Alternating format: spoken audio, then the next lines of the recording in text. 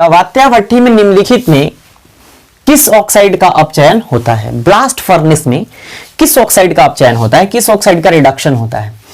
तो देखिए ये तो काफी आसानी से नॉर्मल ऑक्साइड ही, यानी कि बेसमेराइजेशन प्रोसेस द्वारा काफी आसानी से कॉपर इससे प्राप्त कर लिया जाता है, नहीं कॉपर के ऑक्साइड से।